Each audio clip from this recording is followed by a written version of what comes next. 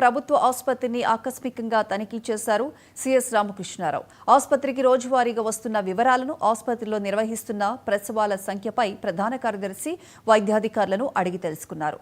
అదేవిధంగా నర్సింగ్ కళాశాల, ప్రభుత్వ ఆసుపత్రి విద్యార్థినిల సిబ్బంది వివరాలపై ఆయన ఆరా తీశారు.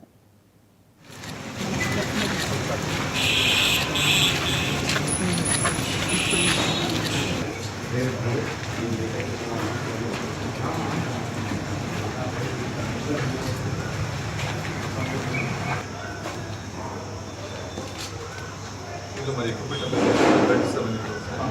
ఫర్నిచర్ బిల్ ఉంది సార్ ఆపర్చునిటీ